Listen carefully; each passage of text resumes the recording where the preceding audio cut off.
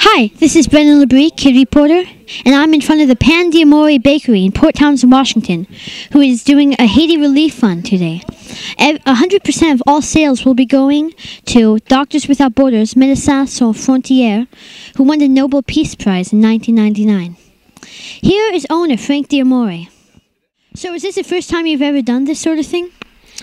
Oh, we've had fundraisers for lots of events in town. It's the first time we've ever seen a catastrophe like this that compelled us to donate an entire day's sales.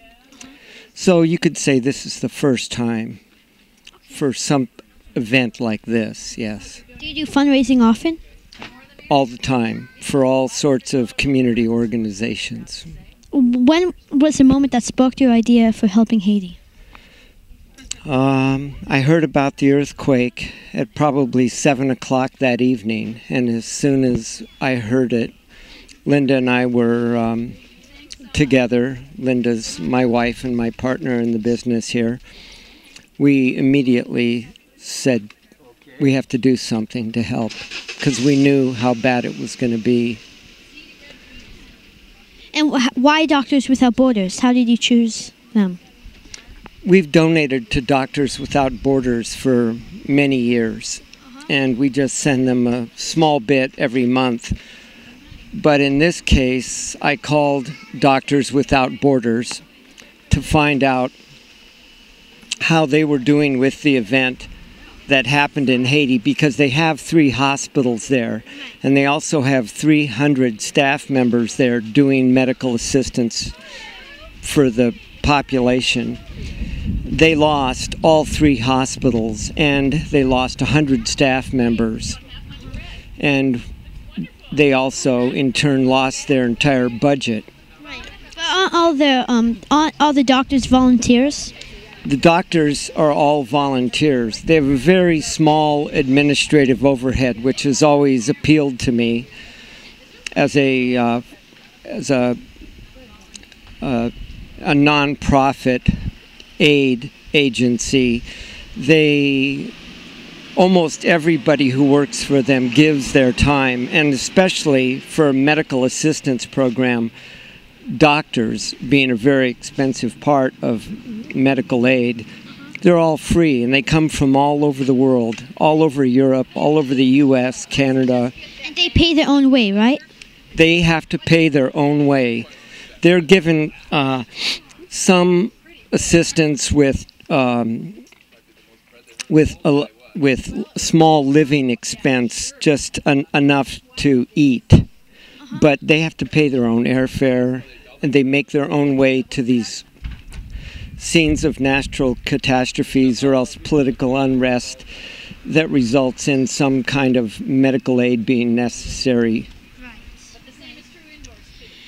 And I hear that you sold a $500 bread loaf today. Is that correct? Yeah, one person came in and wanted a loaf of bread and wrote a check for $500. Wow. And that's a great example of how much people care about this. And I feel like what we've done is created a format for people to express their concern. Yeah, and by what time did did all the pastries sell out? Oh, they were gone by 9 o'clock. Wow. This morning. We opened at 8. We had our biggest hour ever between 8 and 9. Really? Yeah. Too bad I wasn't there.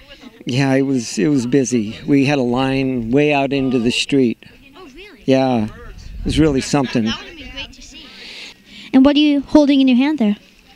Well, this is a little sign that we put up on our counter last Sunday. And it explained what our idea was, to donate and to familiarize people with this organization. And ever since we put this sign up, every day with the jar sitting next to it, we've collected over $300 a day in this jar, just with this little sign. And some people have put $500 checks in this jar. And today I think we're going to find the same thing. We're going to probably find $1,000 in this jar, besides all our sales. Yeah. and besides the 28 merchants who have also contributed and sold gift certificates and items here. You made twice the amount of bread that you usually, right? Yeah, about that. Probably about 1,500 pounds of bread today.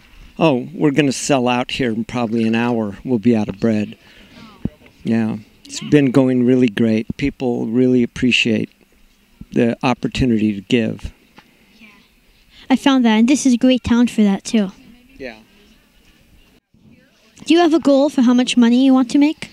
Well, for this one day, I hope to get somewhere between $5,000 and $8,000. That was kind of my own personal goal. I didn't really have anything to base that on. It's just what I wanted. It's a good amount to have. And once you earn the money, how does it get to Haiti? Well, I'm going to direct deposit it in Doctors Without Borders bank account. I have all the routing information because a lot of people trying to help them out are sending them checks, but it takes 10 days to 2 weeks to clear a check.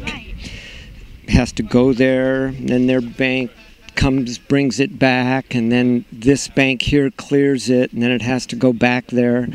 And I wanted long process, and I wanted to avoid that, and I asked them, please send me routing information, so tomorrow morning we'll have counted it all up, and tomorrow morning we will make a direct deposit in their account from our account. So most of these deposits are being given to us. They'll go in directly into our account, and then I feel like I need to make this all known to the people who have supported us in this effort and give the town an accounting of how their money made it. And Doctors Without Borders is going to be using this specifically for medical assistance. There's so many injuries and no antibiotics, no pain medicine. They're performing amputations without anesthesia.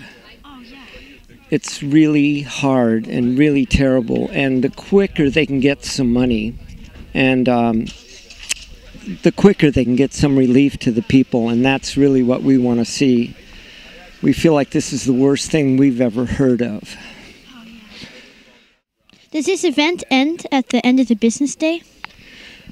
No, it doesn't. We're going to continue to have a jar out on the counter, and the problems in Haiti are going to take a long, long time to heal, and there's people who are going to get sick because of the event in Haiti, because of the earthquake and all the injuries.